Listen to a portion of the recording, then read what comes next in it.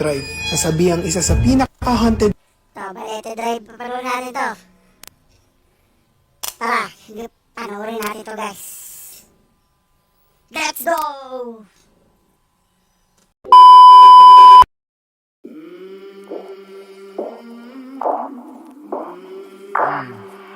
I came from the mud. There's dirt on my hands. Si Agasiking. Ito ang Balete Drive. Nasabihang isa sa pinaka-haunted Balete Drive, paparoon natin to. Tara, panoorin natin to guys. Let's go! road sa Quezon City at maraming kwentong kababalaghan ang naranasan ng mga tao dito.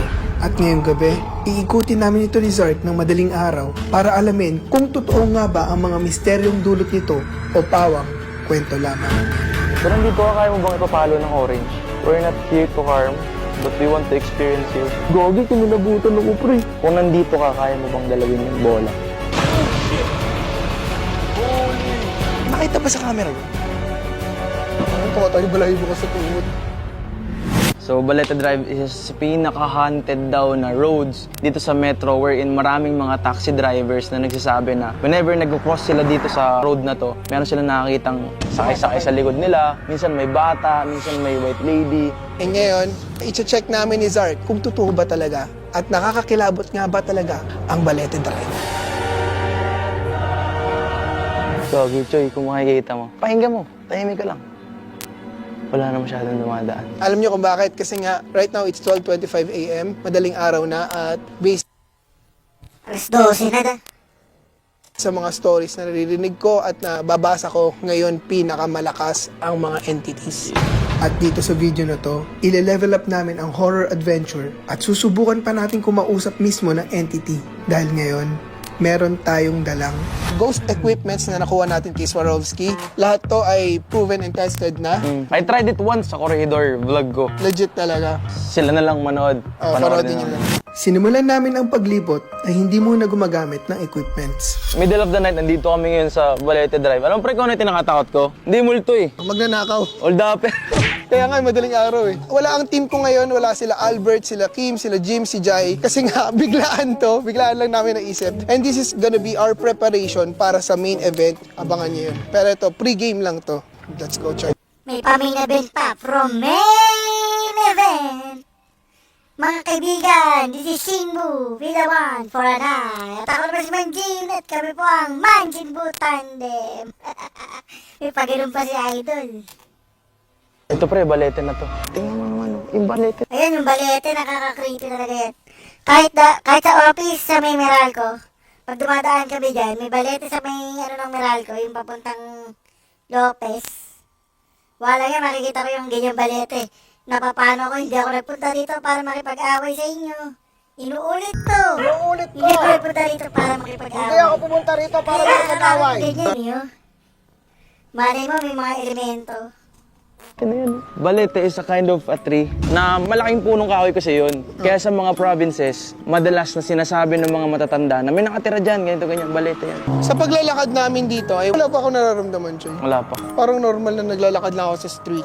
Medyo creepy nga lang yung mga puno. Creepy yung vibe. Siguro kahit saan naman eh, kapag parang iniisip mo may multo. Makakatakot talaga kasi lalo kapag ganito, walang dumadaan, sobrang dilim. At the same time, sa foggy pa kasi umulan. So medyo creepy. At isa pang napansin ko dito, Choy. Ngayon ko lang na-realize ngayong madaling araw. Ganda ng mga bahay dito. Oo nga, yaya. Mayayaman yung mga tao dyan eh. Subdivision niya, balete. Naman ng mga tao dito. Yun lang. Kala nyo, nakakatakot yung napansin namin. Wala, parang sinampal lang kami ng kahirapan. Ayaw, mahirap, be. Gago, alam mo kung nakakatakot, Choy? Yung mukha natin sa flashlight mo, Choy. Parang tayo yung... Parang kami multo eh. Parang kami multo eh. Medyo matagal-tagal na kaming naglalakad at wala naman kaming napansing kakaiba. Kaya para mas maging sigurado, ay gumamit na kami ng ghost equipments. So, sino magsa-start? Ako muna. Buksan So, ang na. gagawin namin ngayon is ghost equipment. Pero hindi namin alam kung mag-work to.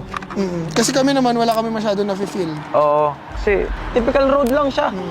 Hindi ko alam kung paano siya naging haunted. Baka dati haunted pero ngayon hindi na. Oo. Pero delikado yung mga puno-puno pag nagagalaw mo. Oo, Yung mga pag may tumitira sa puno. Oo, legit yan yung mga elemento. Mga nagbabantay sa puno. Yun yung nalaman ko sa Cebu Public Cemetery kasi yung mga gumalaw ng puno doon na deads. Oh, Sa cemetery. holy shit. So, ingat lang din sa balete na puno. Ito ang unang device. Familiar kayo sa mga paranormal na ginagamit. Ito yung device nila. Pero kasi ang thing naman dito is kailangan, wala siya dapat ma-detect na electromagnetic field like phones, Oo. energies, pero... May phone ka ba? Andyan, nasa Ako, harap. wala ako. So, Tutok wala rin. dito. Safe. So, pag nasa left, wala. Nasa gitna na meron. Pag nasa right, malakas. Nag-umpisa kaming maglibot na may hawak na EMF. At sa mga unang subok namin ay... Try natin yung ilapan kapag mo dito. Kung nandito ka, kaya mo bang ipapalo ng orange? We're not here to harm, but we want to experience you. Siya lang, hindi ako kasama. Siya lang, hindi ako sa... Lapag natin, Choy, para magkaalaman.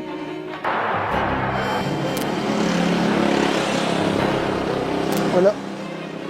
At dahil mukhang wala namang nakakilabot dito ay may nakita kaming isang dumadaan at tinanong namin kung may kababalaghan nga ba sa lugar na to.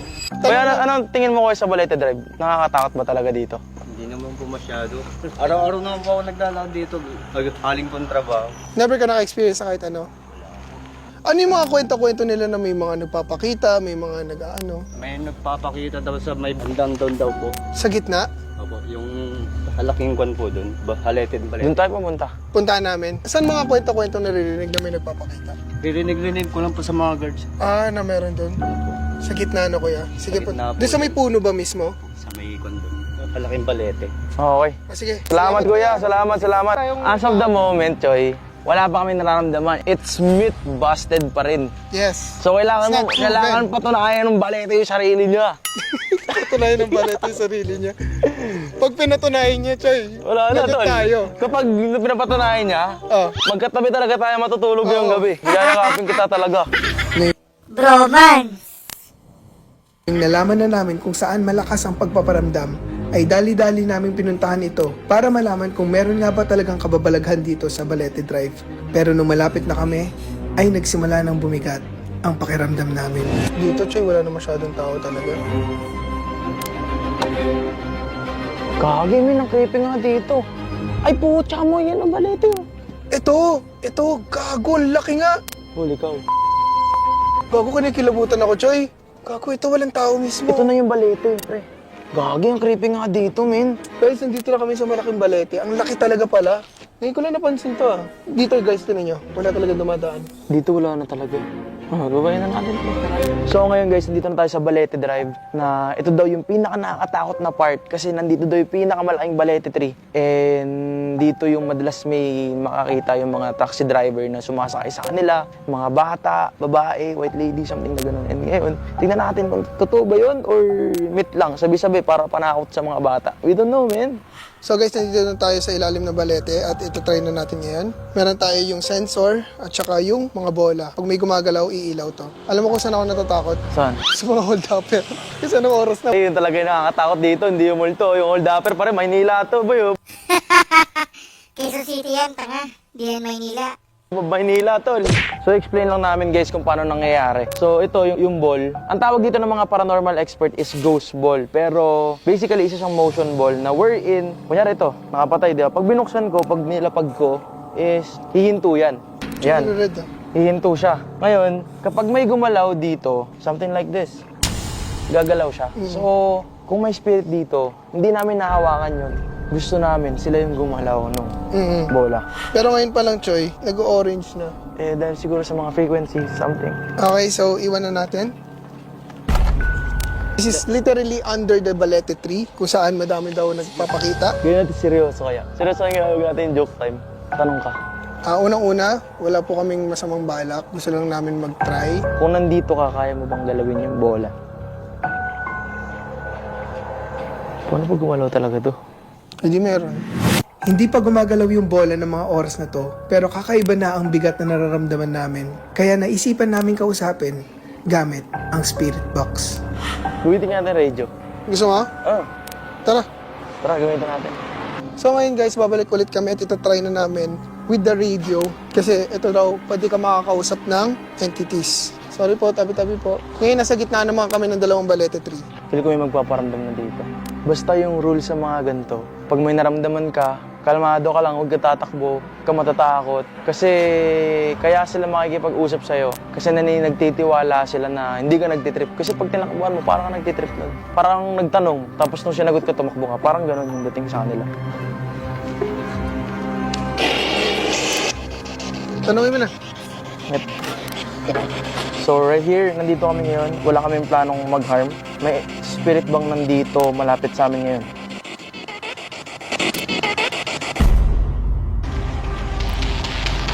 Are you with us?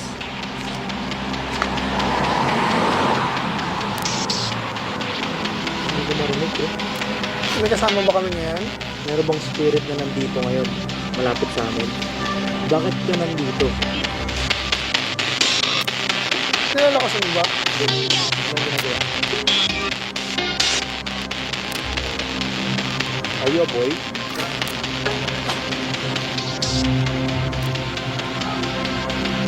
Walang sumasagot. Walang sumasagot. Nawawala pero lumalakas. Akala ko nilalakas mo, hindi mo pala hawak. Hawak mo sa baba.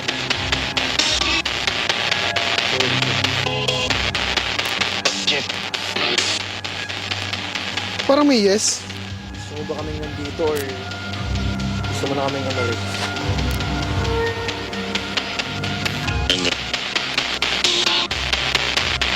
Huwag mo lumalakas, Choy.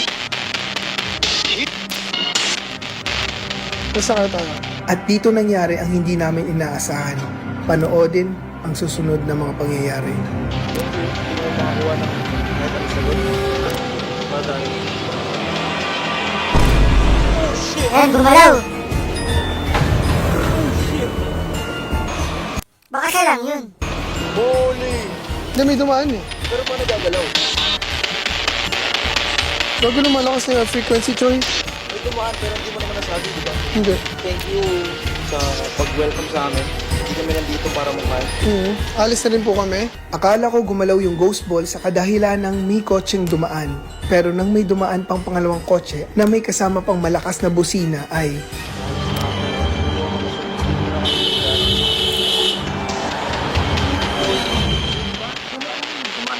Hindi umilaw. Oo, oo. Sige po, alis na po kami. Thank you. Alis na po For kami. entertaining us. Pre, nakita ba sa camera yun? Na gumalaw, na umilaw. Nakita yun, nakita. Umilaw pero di ko nakita. Shit, man! At bigla namin naalala yung sinabi ni Swarovski na hindi iilaw yung ghost ball unless may gagalaw dito. Tapos ilagay mo yan at umilaw yan. Ibig sabihin may dumaan na spirit. So akala namin, umilaw yung ball kasi may dumaan na motor. Oo. Akala ko rin doon una dahil sa motor Or kasi... dahil sa, ingay, siguro, di ba? Oo. Pero nung may dumaan na sasakyan na bumusina pa ng malakas, wala nangyari sa bola. Parang late na silang sumasagot nun. Late na silang Hindi kasi nagmamadali din tayo, pero if you will take time, like 30 minutes talking to them, for sure they will answer. Kasi sa akin, it took 3 hours bago ko sila makausap. Oo nga. So meron pala talaga. So, it's just a quick vlog, pero nabasag nila yung myth sa akin. Sarili ko na hindi totoong may multo sa Balete Drive kasi Siguro kung nagtagal pa tayo dun, Choy, mas may masasagap tayo. meron. Pero okay na ako kasi honestly ang kinakatakot ko yung mga pwedeng mangyari sa atin eh. Lalo na, Choy, anong oras na? Uso pa naman ngayon, lalo na sa mga eskinita, yung pwede tayo biglang, oo. Yun ako kinakabahan, kaya Pero pre, kanina, ikaw as a person, ano yung na-feel mo kanina? mabigat nung huli. Nung lumalakas na yung radio. Nung una wala talaga eh, nagtatawanan pa nga tayo eh. Pero nung bandang huli na lumalakas na yung radio, nagugulat ako parang mabigat rin yung pakiramdam ko. Choy. Hindi ko alam kung ako lang nakaramdam or binabaliwala. Dito ko. Medyo nararamdaman ko sa kaliwang tenga ko na parang, Binabaliwala ako na sa sarili ko. Lalo na nung nasa gitna na tayo ng dalawang balete tree. yun. Ngayon, tumatayo balahibo ko sa tuhod. So, hindi ko masasabi Tree kung sa minsan balete? or katotohanan. Pero kasi, ron natin ipapakita yun, hindi natin madadaya yun. Hindi namin ikakat yun. It's kinda weird na ganun yung nangyari. Sana wag sumama sa amin, kaya ngayon, Magpapagpag mo na magpapagpag kami. So, try at your own risk din. again, wag gagayahin ng mga nakikita nyo. At magdadasal kami after. Takot sila eh, oh. Try natin yung isa, ba?